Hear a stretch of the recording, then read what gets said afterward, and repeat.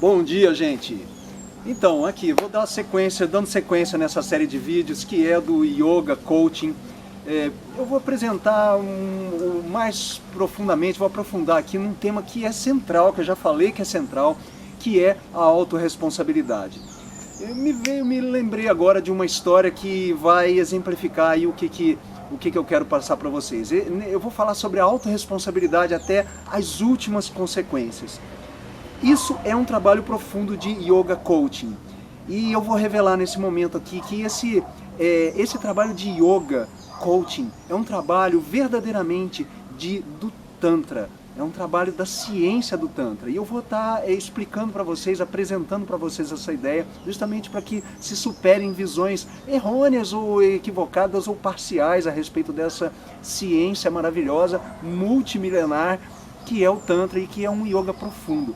O Tantra é a ciência da felicidade, é a ciência da transformação e felicidade, certo? Da felicidade, da realização sustentável. Isso é o Tantra.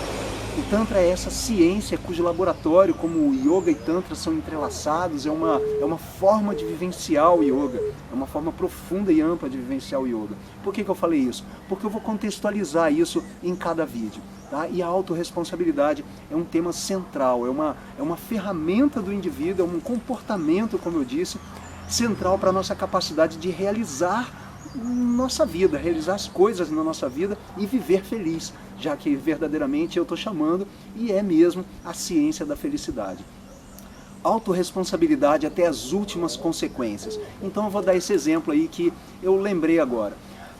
Uma pessoa tinha uma empresa familiar e os familiares participavam, faziam parte das equipes da empresa, principalmente da diretoria.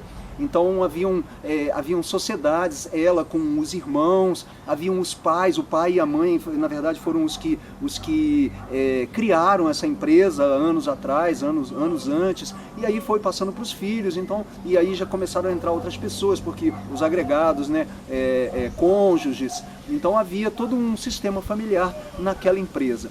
E essa pessoa que eu estou agora usando como exemplo, ela simplesmente tinha um alto cargo ali dentro da diretoria, não lembro bem exatamente qual, mas se eu não me engano na parte de recursos humanos, algo assim. Uma dos setores da diretoria era com ela. E ela estava super revoltada, na verdade. A índole dela não era muito bem de revolta no sentido de sentir raiva das pessoas, mas de se sentir como é que fala? Desmotivada depois de tanto tempo que ela tentava empreender inovações na empresa, inovações que ela acreditava que iam ser boas, e pelo que ela falava, realmente eram inovações assim de vanguarda que prometiam verdadeiramente mudanças positivas para as pessoas, para os colaboradores da empresa e tudo mais. Mas ela dizia que se deparava com uma enorme resistência, principalmente dos mais velhos, do pai e mãe ainda que estavam ali ainda participando da empresa, e dos irmãos também em geral, das pessoas em geral. Então, ela tentou várias vezes empreender essas inovações e não conseguia. Às vezes abertamente isso era barrado, ela encontrava entraves abertos, e muitas das vezes, talvez a maioria das vezes, ela encontrava entraves ali no dia a dia, nos relacionamentos, os relacionamentos com ela, e as respostas que a família dava eram respostas que travavam, que freavam os processos que ela queria empreender. Então isso fazia parte, eu conheci essa pessoa num processo de coaching coletivo, e o coach que estava direcionando isso, colocou da seguinte maneira, que ela tinha duas alternativas, basicamente. Ou ela continuava a fazer aquilo que ela estava fazendo e buscava ferramentas para empreender as mudanças que ela queria, ou simplesmente ela assumia que o lugar dela era em outro lugar, que ela tinha que abrir um outro campo, uma outra possibilidade para ela e romper com aqueles relacionamentos, com a empresa, e procurar outro rumo, encontrar pessoas que se afinassem com o que ela queria empreender. E eram verdadeiramente duas alternativas básicas, ou ela ficava ou ela saía.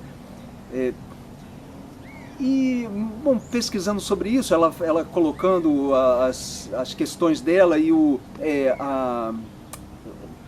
a situação limite dela e as emoções pelas quais ela passava, que ela estava passando em relação a isso, a ansiedade de ter que decidir em relação a isso, que ela já vislumbrou, logicamente, as duas possibilidades. Ou ela continuava ali procurando caminhos de realizar aquilo, ou ela simplesmente saía e deixava todo mundo viver do jeito que queria e para onde quisesse, e ela iria procurar a turma dela. Então eu estou deixando isso para analisar essa questão da autorresponsabilidade. É sempre até as últimas consequências, mas isso, vamos colocar assim, a pessoa autorresponsável mesmo, a autorresponsabilidade até as últimas consequências, ela significa a seguinte postura: aquilo que nós estamos vivenciando é o que nós plantamos. Nós estamos sempre colhendo aquilo que nós plantamos. Tá, então se nós estamos agora colhendo algum fruto amargo mesmo, que está difícil de suportar, é sua escolha se você vai continuar bebendo aquele cálice, absorvendo aquilo que é a sua colheita, e é sua colheita mesmo, ou se você vai dizer, deixa quieto, não quero mais isso, eu vou agora mesmo abdicar disso e procurar outro caminho. As duas atitudes são atitudes autorresponsáveis. As duas atitudes são autorresponsáveis. Ou você vai até as últimas consequências de colher tudo que plantou, mas procurando sim transformar a sua relação com aquilo, porque a relação que você tem, por exemplo, no caso dessa pessoa, dentro da empresa, as relações que ela tem ali, as travas que ela ganha, os desafios que ela está tendo de relacionamento e as dificuldades que ela está tendo de empreender, as metas dela naquela empresa, são colheitas dela. São colheitas, toda essa situação vive dentro dela porque ela escolheu essa situação. Então ela pode, sim, ir fundo naquilo, porque indo fundo naquilo ela vai descobrir várias coisas, vai descobrir os motivos pelos quais, alguns motivos ocultos, talvez ela saiba de vários, mas provavelmente ela prosseguindo na caminhada, aceitando a colheita que buscou para si mesma, ela vai até as últimas consequências perceber os motivos pelos quais verdadeiramente ela escolheu aquela situação e aquelas pessoas e aquele caminho para ela. E ao trocar, ao dizer, não, isso eu não quero mais, no fundo está dizendo, isso eu não aguento mais, eu não quero mais, eu não aguento mais, eu vou tomar outro rumo. Ela trocou de trilho. É uma atitude autorresponsável, porque ela vai ter que se responsabilizar pelo novo trilho. E ela vai ter que se responsabilizar pelas coisas que ela decidiu abortar, os processos que ela decidiu abortar. Olha, isso tudo, essa história, essas duas possibilidades básicas de caminho, vou deixar para todo mundo refletir e perceber em si como é isso, que resposta que daria para uma situação dessa.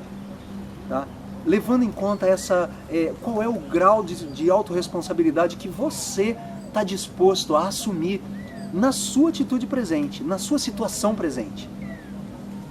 Ok, essa é a ideia desse exemplo que eu acabei de dar, e eu pontuei com uma visão tântrica a respeito da autorresponsabilidade até as últimas consequências. O yogi tântrico, ele assume até as últimas consequências aquilo que escolheu para si. Abraça para si aquilo que escolheu, porque acredita num único eu. Num único eu. Só existe um único eu escolhendo a todo instante. E todas as escolhas que foram feitas, elas vivem no momento presente. E elas têm sua razão de ser para estarem sendo vivenciadas. As situações têm suas razões de ser para estarem sendo vivenciadas no momento presente. quanto mais, na visão yoga tântrica, quanto maior a autorresponsabilidade ali, quanto maior a capacidade de aguento firme e atento, e sim, lógico, ativo, decidindo com base naquilo que está vivendo, tomando decisões com base naquilo que está vivendo. É isso, e levando em conta a esfera de vida. A esfera de vida é aquilo que você escolheu, é a esfera de vida de pessoas, de relacionamentos, de situações, principalmente pessoas e relacionamentos que te cercam. E que, na visão yoga tântrica, na visão yoga coaching, você escolheu sua esfera de vida, você é o núcleo da esfera de vida. Todas as pessoas e relacionamentos que existem nela, elas gravitam em torno desse único eu. Esse único eu que escolheu estar aí. Esse único eu tem o direito de mudar de ideia. Tem toda a liberdade de mudar de ideia. Mas, pela lei desse próprio único eu que vive nessa esfera de vida toda, colhe as consequências. Colhe as consequências de tudo que escolhe. Colhe as consequências de tudo que escolhe.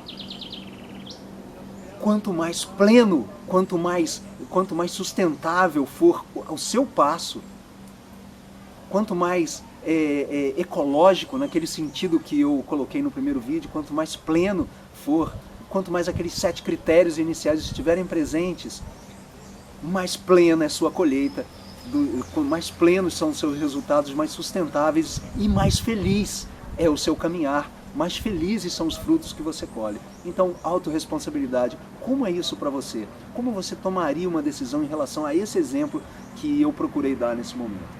É isso, fica essa questão aí e até o próximo vídeo. Até mais.